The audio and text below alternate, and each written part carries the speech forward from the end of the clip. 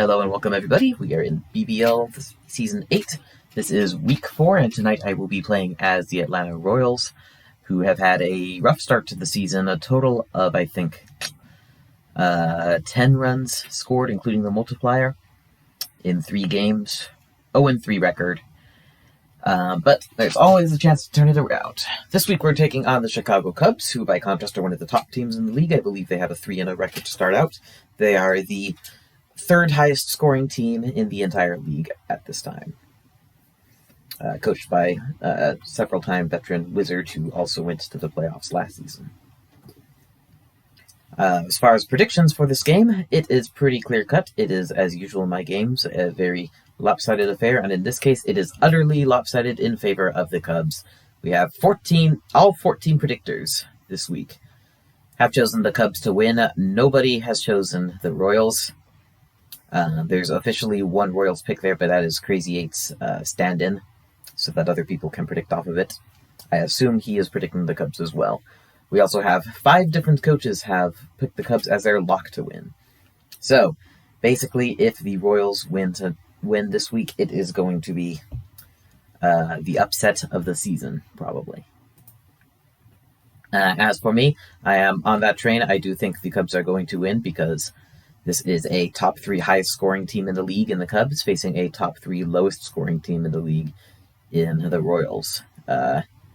Pretty clear cut. We'll see. I could have a miracle game here with the Royals and somehow pull this off. That would be amazing. I'm not holding my breath for it, though, so we're just looking for a nice, relaxed game, get even more in the groove with this team, and just see how many runs we can put up, and then go back and later see that the Cubs outscored us by 15 or something like that. Anyway, so that's the expectation going into this game. No expectation of success, which is just fine because I don't think it makes me play any worse. If anything, it makes me play better because I am more relaxed. With that, let us head into the game itself.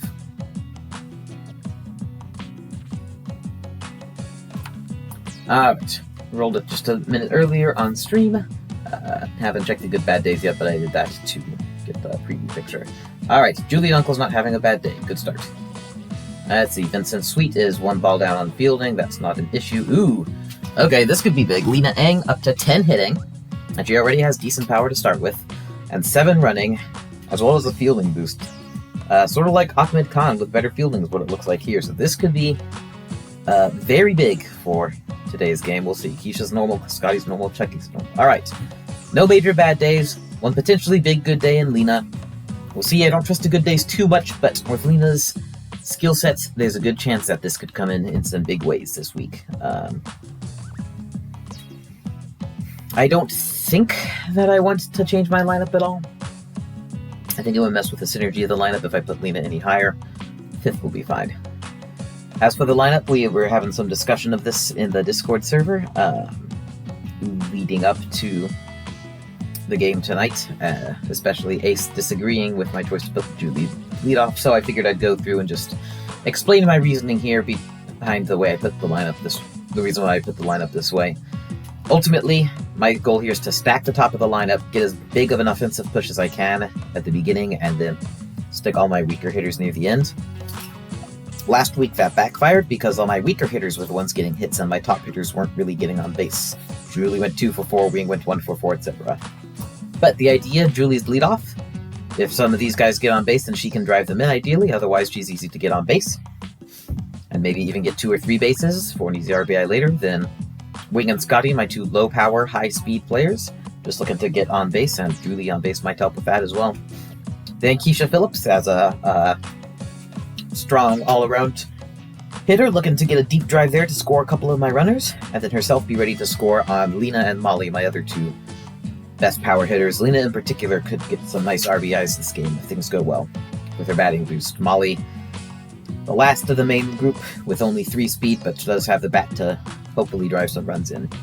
And then Chucky, Vincent, and Chad are my 3 players who basically need to get a lucky hit in order to get on base, especially here at Sandy Flats. Although Chucky does bat directly after this group, so that if he does have a power-up, he can bat in any stragglers. So that's the idea behind my lineup. I'll also rearrange my AI defense a bit here. I configured this last week for playing at the Paveway. now that I'm not playing at the paveway, there's not the same need to have it that way. So my preferred setup, Keisha at short, which her height should help with that. Julie in center field, cover a lot of ground. Scotty at second, with good overall range. Those are the big, important parts. So yeah, let's take a look at the Cubs here. Paco Kaufman having a bad day in batting and fielding. Not likely to make a huge difference, but any bit helps. Liz Kinghorn in center, Robert Young in right. Markart at first, Mary Riley at second, Marilyn at short, Nate at third. Ooh, okay. This could be big, big, big, big, big. Wendy Parsons is behind the plate, but is having a bad day on all accounts, especially running down to 6 and fielding down to 4. I think there's decent chances of an arm nerf there, which could be very big. So yeah, the most notable aspect of this team is the triple pro shortstops. The Derek Jeter clone, the Alex Rodriguez clone, and the Nomar Garciaparra clone, who make an intimidating core of the infield. Especially Marilyn at short alone is probably going to turn like 5 or more outs against my fairly weak hitting team this game, I'm betting. Solid rest of the infield. He's got all of the arm power in the infield. Outfield's where he has his faster players with slower arms than them. Robert, who just does whatever. But this team doesn't hit too many balls in the outfield, so I won't be able to take such good advantage of them. But they do have decent range anyway. So yeah, this is not going to be an easy defense for me to score a lot of runs against, although it depends largely on what happens with Nancy on the mound. If I can tire her out quickly and get her off, then things could get interesting. Robert might come in next, but it could be Brenda. And that would make things very interesting indeed. Alright, enough chit-chat, time to get to the game. Let's see what I can pull off here. My second home game of the season, so Cubs get the first chance to hit. Paco should be pretty easy to deal with. He doesn't have a great bat to begin with, and it's nerfed today. Swings late on a meaty hook. Chucky had a fantastic opening game of the season, but is not done quite so well in the last couple, giving up a total of 3 runs, which with my run output especially is not great. Anyway, Paco hits a nothing ball, very easy for Lena to throw him out at first, 1 out. And Marilyn McDonald the hitter. Jeter and his clone Marilyn are players who there's always a strong temptation to pick just so that I don't have to play against them. They are consistently the biggest menaces in the field. And I did pull that off once getting them. I managed to grab Marilyn early second round with my Season 5 Melonheads, which I think was a backbone of my defense. Anyway, here she gets a grounder. It's hit to a decent spot, but still not good enough for her to beat the throw to first. So 2 outs, Robert Young the hitter. He has a high batting rating. I can't remember how much power there actually is in that bat. Obviously some, but not the most. Hit into center field. Julie cannot get under it. That's going to get past. Julie's very low vision and big fielding circle has been making her so far a bit of a liability in the outfield. On the other hand, she gets to the ball quickly and gets it in quickly at least. I'm not sure it's much of an upgrade to have many other players there, but we'll consider maybe later. Keisha would not be a bad option there. Put Keisha out there and Julie at short maybe. Then of course I lose Keisha's range in the infield, but it might be worth it. Brenda Markart watches the first 2 strikes go by. Can we just get her out that easily? Yes, we can. Watches 3 strikes go by in a row. Brenda Markart is out. Chucky's first strikeout of the game, and that gets us out of the first inning with no damage done. Bottom of the first.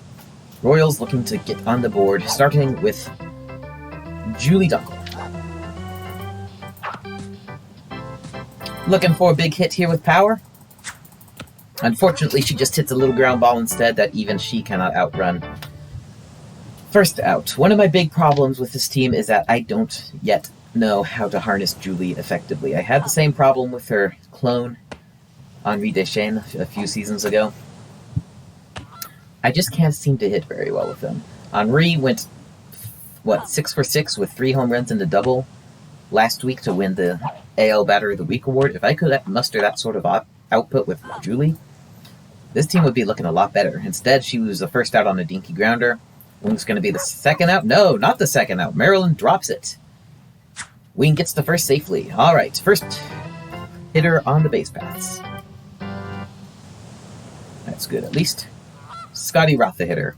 Ground balls, I don't think, are very wise with this strong infield, although maybe at Sandy they could be. Oh my goodness. Oh, and I thought he was safe, but he's tagged just barely to get tagged out at second. Wendy Parsons has a 5-ball fielding nerf to just 4, but still has a good enough arm to kill any steals of anybody except, like, Julie. Scotty is still able to get to first, but... And maybe Wing would have been thrown out at second on that play anyway, but still. Really annoying there. So much for the fielding nerf being impactful. And Keisha Phillips is a hitter. Was doing Mullen batting practice. Let's see if she can translate that into good production here. Hits one to left center. Liz is moving over, though. She's there, and she's got it. Got a couple hits in the gaps, but not in the gaps enough. And so, top of the Royals lineup is done. 2 best hitters on the team couldn't accomplish anything, and we have no score after 1.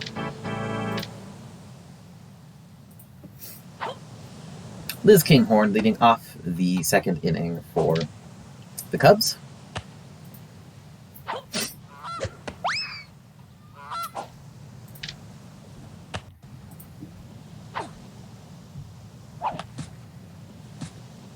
Takes the third pitch and hits it into the ground, but an easy enough play for the first out. That brings up Wendy Parsons. Having a bad day, but apparently not a bad enough day.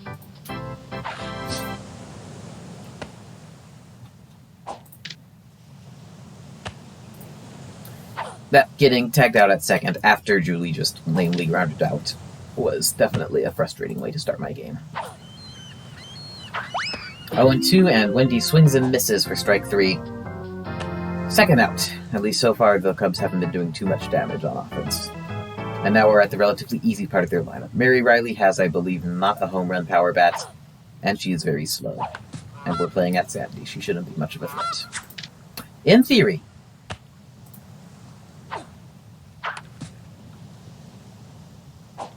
Tips 1, and it's 0-2.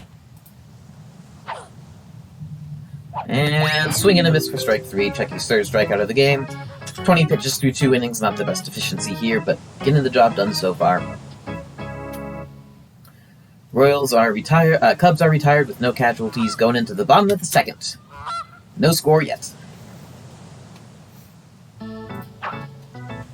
Lena Eng leads off. Let's see what all this batting boost is good for. I did not change stance there. I should have. Instead, another lame ground out. Welcome, Repub. You have not missed much so far. Molly May, the hitter. Let's see if this hitter at least can get a good hit. There we go. Molly's first true bomb of the season. That one's to left. That's a no-doubter. Solo shot by Molly May. Royals are on the board. 1-0.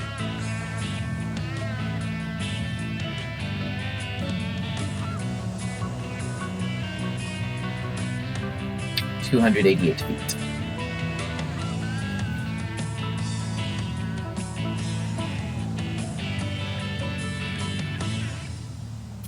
Alright, let's see if this is the beginning of a wonderful rally. We do have Chucky, Vincent, and Chad as the next 3 hitters, which doesn't give the most promise, especially given the defense here.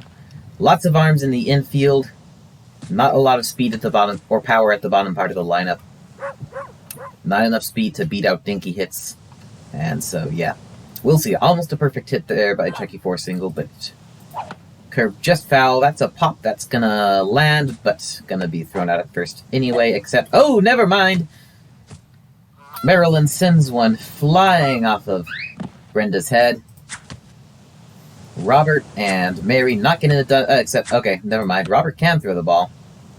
And I tried to take advantage of the defense being stupid and instead got caught between bases and tagged out. So much for that. The few base runners I do get, I am getting tagged out so far. Not great play from me here. They got their act together when it mattered. Vincent with a pop here. Error by Paco. Yeah, that would have been an everybody safe single too if Chucky had still ball on base. Oh well.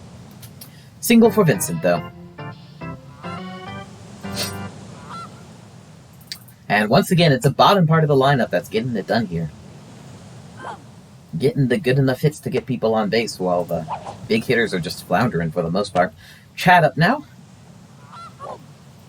Didn't have the best game last week after a strong first couple of games. Still, his 500 average gives him one of the better ones on the team. Ooh, and I thought that was going straight for ball, but no, curved in for strike 2. Fooled me there. That is going straight, but in the strike zone. Chad fouls down. Single here brings Julie up to bat.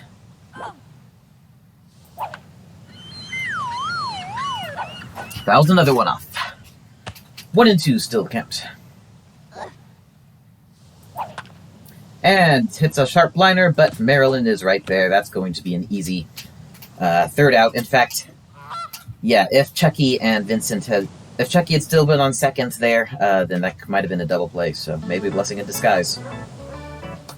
In any case, we score 1 run off the Molly May solo home run.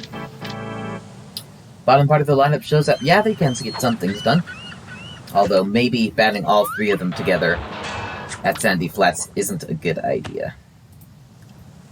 Because that almost guarantees that I'm not going to have more than 1 runner on base. I'm going to get 2 outs there. We'll see. Lineup could still probably use some retooling.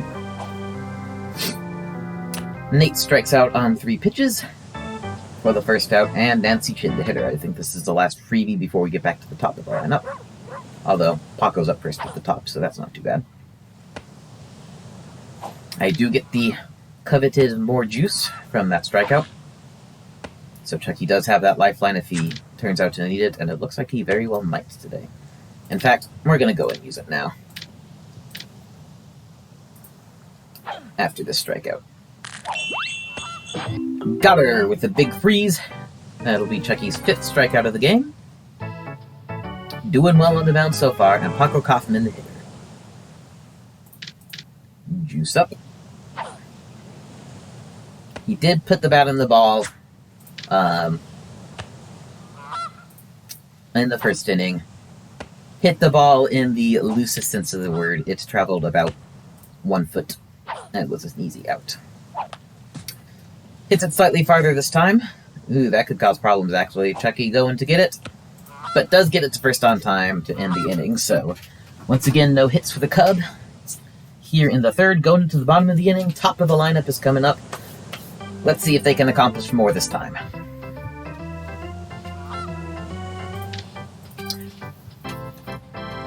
Julie Dunkel leading off 0 for 1 after a ground out in the first, and this time pops one way towards third. I hadn't been having much trouble with her line drive, and I didn't trust her with grounder with this defense, but power not working well. Julie with her 2nd out of the game. I have not been able to use her effectively so far. And that is one of the biggest problems with this team. It more or less requires Julie and Keisha to carry the offense, but so far they have been floundering and leaving everyone else to power the offense by themselves. And an over-the-shoulder grab by Brenda turns what should have been a hit probably by Wing into the 2nd out. Once again, this lineup stacking has not been going well for me so far. The top of the lineup has just been floundering. Let's see if Scotty Roth can get on base again, though. Got on in the first inning. Take strike 1 on a nasty corner pitch.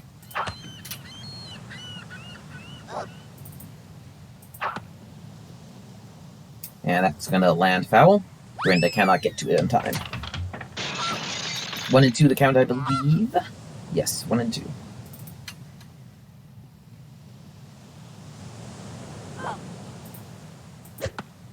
And hits one opposite, but straight to Nate. It lands, but that doesn't matter. He gets it to first easily in time. And the top of the lineup goes 3 up, 3 down for me. I think we're going to have to scrap the stacking the lineup idea for next game, because it is not working for me at all. Going into the 4th inning, still 1-0 Royals.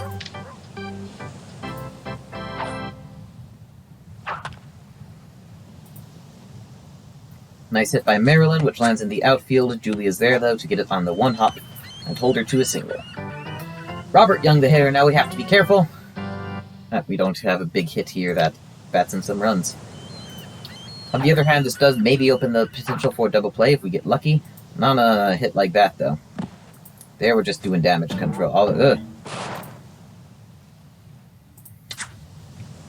Ugly play there with some drops, but ultimately Marilyn slowed down enough because of the potential catch that we were able to tag her out at seconds.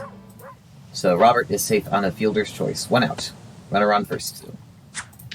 Brenda Markart to hitter, struck out in the first inning. Ooh. Just a bit outside for ball 1. Fouls 1 off. The count is 1-2. Unfortunately, with hitters like Robert and Brenda, you can't really pitch for a double play without being punished.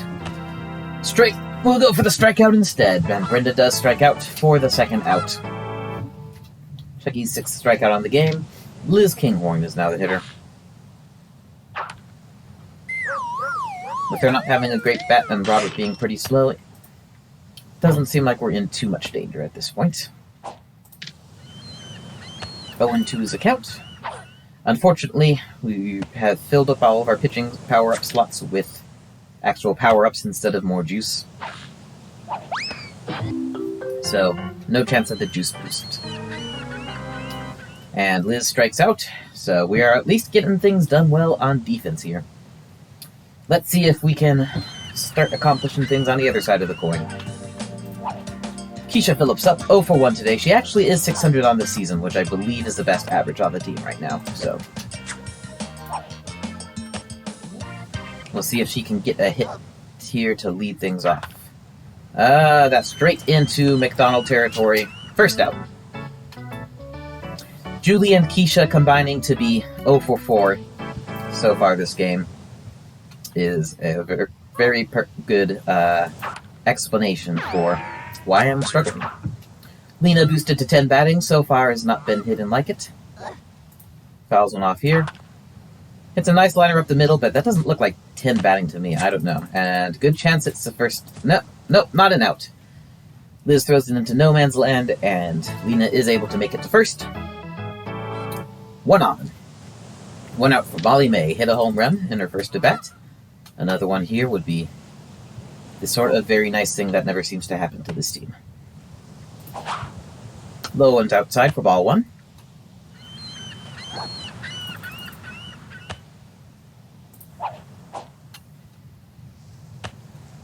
Take strike 1. 1-1 the count. Power hitter like Molly, gotta be selective with the pitches, otherwise you're just gonna hit one into the ground and get an easy double play or something like that. And maybe even if you are selective, it'll still happen. And Nancy throws it to second, which means double play. So get 1 hit, but then that just leads up perfectly to a double play. Only 5 hits through 4 innings for the Royals. And now we have to be hyper-vigilant, and there's a good chance that we will get some runs scored on us anyway through no real fault of our own.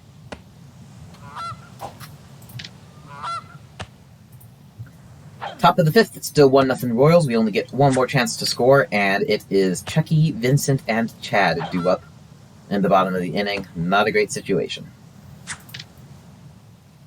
Wendy Parsons is 0 for 1 with 1 strikeout. Let's see if we can make it 2 and avoid her getting on base. Can't make it 2, but can still throw her out, which is the most important part. 1 out, and Mary Riley the hitter.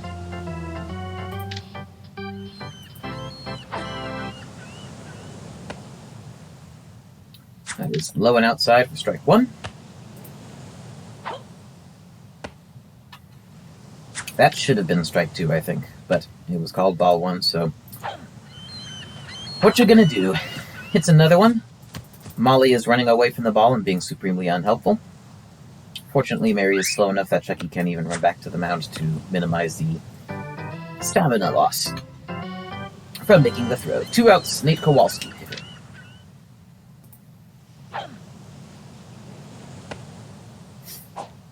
If you note, this is set to be the Royals' 4th game in a row where we do not set eyes on a single power-up. There's a reason I am not...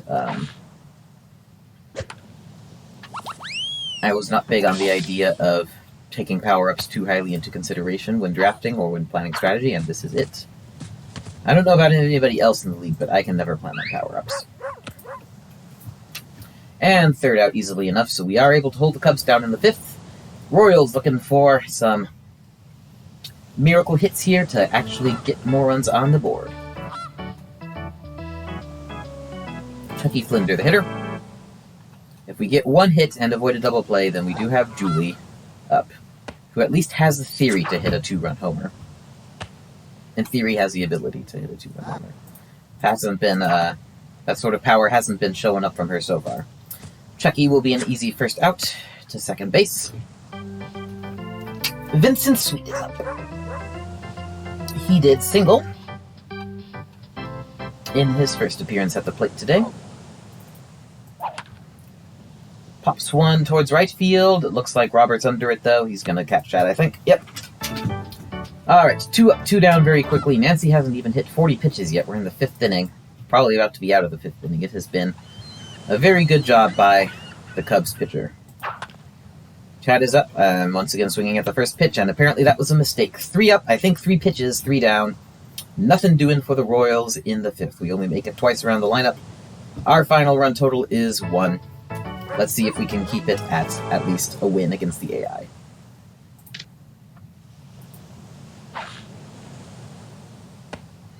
Nancy Chin is the hitter. And takes ball 1.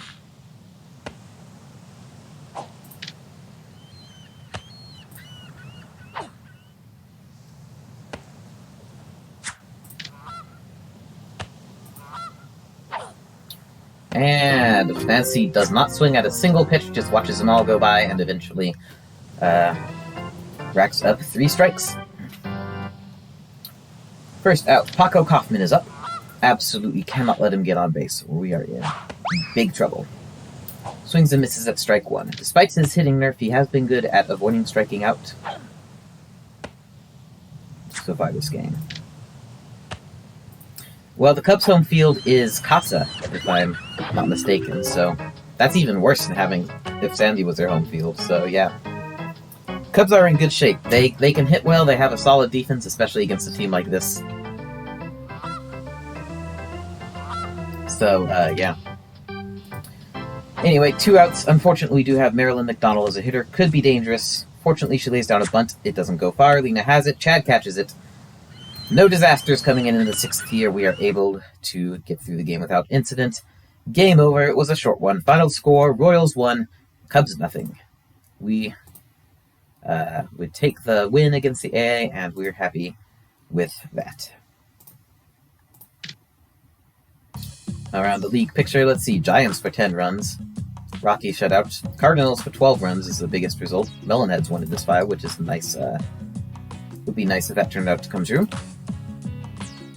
As far as statistics, not much to see here. Only got 5 hits in the game. 1 home run by Molly, which was our 1 run of the game. And 4 singles by assorted hitters. Overall, pretty weak game. Chucky, though, did at least pitch a good game on the mound. 9 strikeouts, no runs allowed, 3 hits allowed, 2 batters over the minimum. Solid shutout by Chucky. Molly, though, gets player of the game for hitting the home run to score our only run of the game. Alright, that wasn't much, and so far, our raw run total here is 10 runs after 4 games. Not too impressive. We will look to turn our fortunes around next week as the Orioles come to Casa. They boast players like the Weber twins and Pink Maria, so yeah. We will see how that goes. See you then. Until then, thanks for watching, everybody. Have a good evening.